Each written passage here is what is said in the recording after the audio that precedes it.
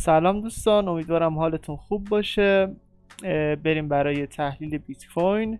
قبل از شروع اینو بگم که این اولین تحلیل بیت کوین توی کانال یوتیوبمه، پس اگه براتون سواله که این نواحی کی رسم شدن، دلیلش چی بوده، این فلش به چی اشاره کرده و لطفا برید داخل کانال تلگرام هشتگ BTC رو سرچ کنید. اونجا تاریخچه تحلیلی بیت کوین هست و به تمام سوالاتون پاسخ داده میشه. دوستان، این کندل باعث تشکیل یک سوپلای زون شد که قیمت رو تا 48,000 پایین آورد و دیمند هفتگی رو منهدم کرد. میتونید داخل کانال تلگرام مراجعه کنید و تحلیل قبلی رو ببینید. و قیمت یک بار بالا اومد، دیدید که دوباره تاچش کرد و انقدر قدرت این ناحیه زیاد بود، دوباره قیمت رو تا محدوده $52,000 پایین آورد.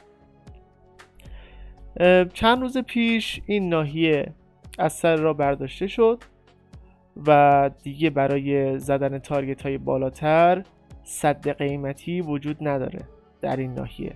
پس من این ناحیه رو براتون پاک میکنم و خبر خوبیه که این ناحیه برداشته شده.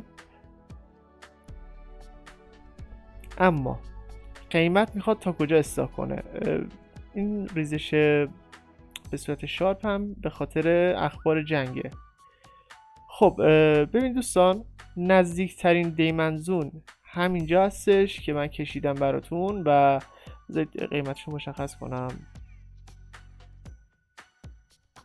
59,132.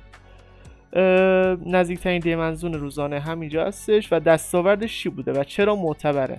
اول اینکه یک ناحیه سوپلای مهم که الان پاکش کردم رو منهدم کرده. این دستاورد اول. و دستاورد دوم این ناحیه، ببینید حذف این ترن لاین، قیمت از این ترن لاین عبور کرده، یک سوپلای زون مخالف هم حذف شده. پس این دیمنزون برای ما معتبره و مقصد بعدی قیمت بیت کوین میتونه محدوده 59,000 تا $57,000 باشه. زیر این ناحیه میره. خب وقتی که قیمت به اینجا برسه باید واکنش بررسی بشه، آپدیت قرار داده میشه. اما ملاک کار ما دامیننس تتر هست، یعنی اصل تحلیل روی دامیننس تتر باید انجام بشه. پس ما روی بیت کوین یک تارگت نزولی داریم، محدوده بین 57 تا $59,000. میتونه پایان این لگ نزولی فعلی باشه، این پایان این لگ اصلاحی. خب پس اصلاح بیت کوین تا این محدوده میتونه بیاد. اما دامیننس تتر، دوستان یک نکته درباره دامیننس تتر براتون بگم. دامیننس تتر سعودی باشه بیت کوین نزولیه. پس اینجا بالا بره، کندل ها سعودی باشن، روی بیت کوین برعکس رخ میده. خب ببینید اینجا ما یک سوپلای زون هفتگی داشتیم که پترن رو کشیده بودم، گفتم قیمت باید بهش برخورد کنه. حالا توی این ناحیه اواخر نوامبر یا اوایل دسامبر باید اینجا بریزه، از اینجا دیگه باید خارج بشه.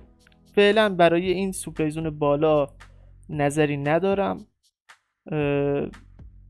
نظر من روی همین سوپلای زون هفتگی هست که میتونه دامیننس تتر رو به پایین بیاره و روی بیت کوین یک رشد خیلی خوب صورت بگیره.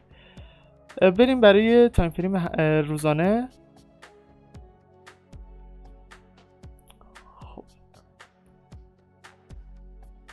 بذارید من سوپلای زون هفتگی رو کمرنگ کنم که بدونید الان در مورد چی صحبت میکنیم.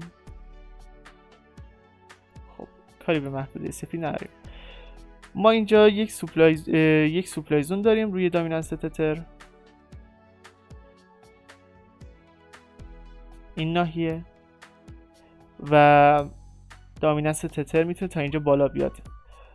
ببینید روی بیت کوین اون تارگتی که دادم اگه دقیق نباشه روی این دقیقه. پس کف بیت کوین، کف اون اصلاح یا به عبارتی تارگت اون روند نزولی فعلی که اخبار جنگ باعثش شده، روی این ناحیه میشه داخل دامیننس تتر.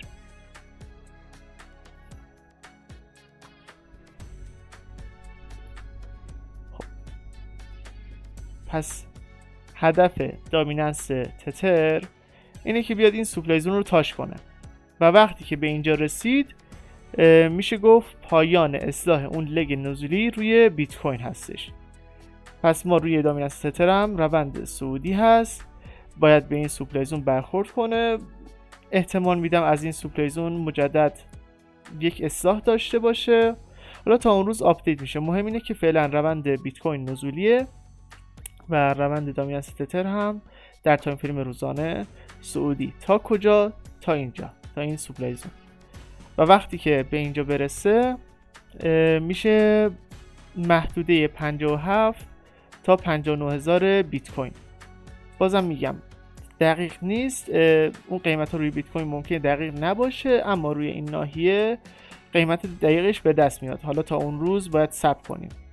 خب دوستان برگردیم روی چارت بیت کوین، یه دید کلی داشته باشیم. روند اصلاحی فعلا ادامه داره. تا کجا؟ تا این ناحیه. و اگه بخوام به صورت تارگت براتون مشخص کنم، اینجا هم میتونه یک تارگت باشه 60 610 و تارگت دوم 59 132. این دوتا تارگت در دسترسه. روی دامیننس تتر هم محدوده احتمالی رو مشخص کردم که برابر میشه با همین دیمنزون. اگه سوالی هست بپرسید. روند کلی بیت کوین هم در بلند مدت صعودی هست، پس این اصلاحات داره در دل یک روند صعودی بزرگتر رخ میده. لطفاً کانال رو سابسکرایب کنید، لایک یادتون نره. شبتون بخیر.